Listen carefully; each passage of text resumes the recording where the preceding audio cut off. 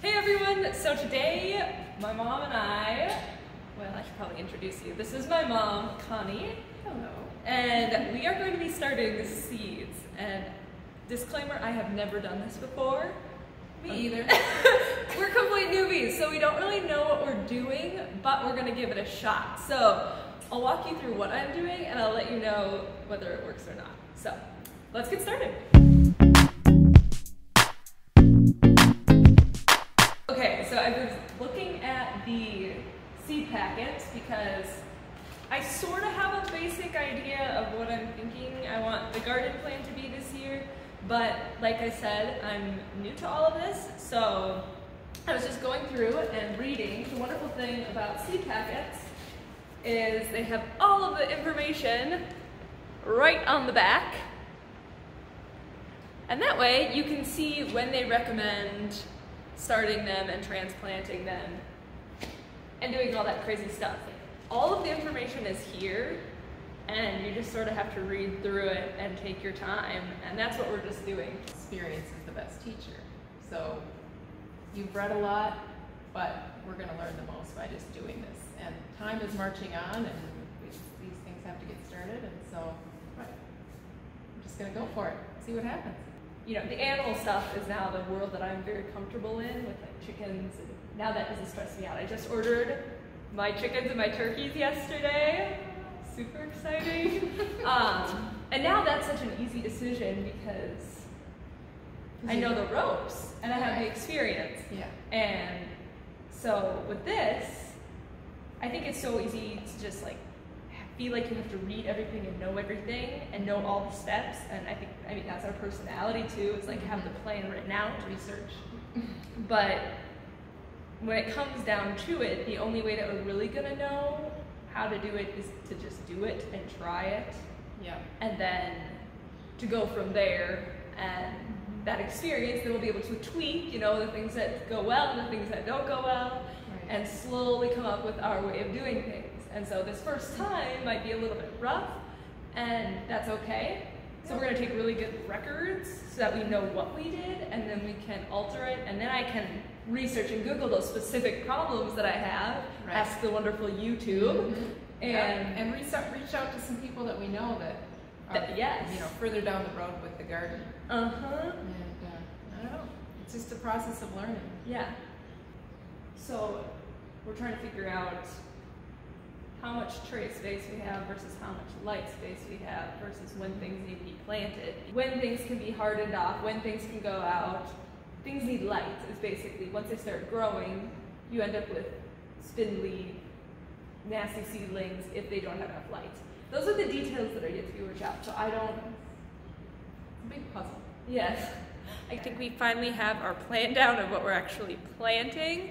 So we're gonna go outside, we're gonna deal with all the soil in the trays, and I'm gonna show you the 2 different trays that we're gonna be trying. So we're gonna experiment with a couple different methods and see which one works best for us. So we have 2 different trays here. I have one tray that's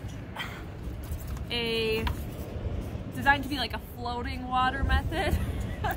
So green tray, styrofoam cells. And then we have these soil plugs to go in it. Interesting.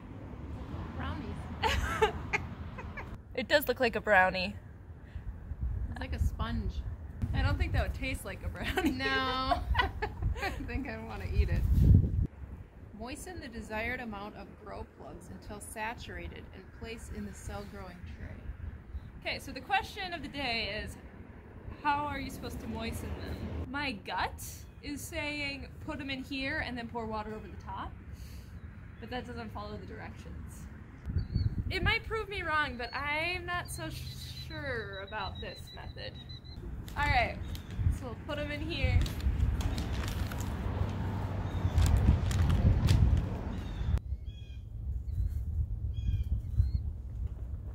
All right, to saturate them now. They didn't give very specific directions on this, so I'm just gonna dump this pail of water. All right, tray 1, boom, done.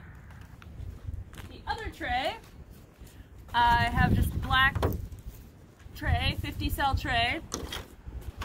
And I'm using a seed starting mix. So this mix looks like this fluffy mixture.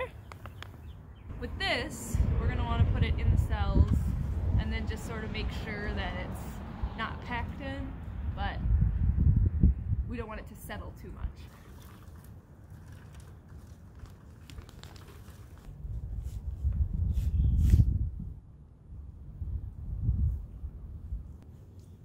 So I've always heard that it's best to pre-water because then you're not disrupting the seedlings, the seeds, they're not even seedlings yet.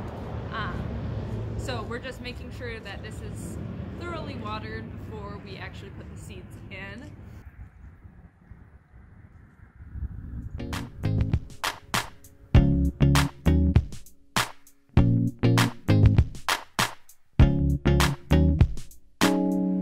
How are we gonna cover it? It's like gelish.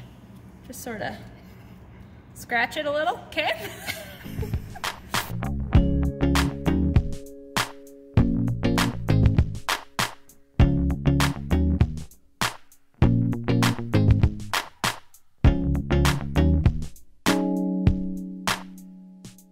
My next step is to read the new Seed Starters Handbook and figure out light and all of that once my seeds come up. So we'll be starting more over the next week probably, and we'll be starting another batch in like 4 weeks. I'll let you know more about how I'm actually caring for them once I figure out how I'm gonna care for them. Yep. Stay tuned. Can't wait for those green shoots to come out. I know, I'm gonna be watching expectantly every single day.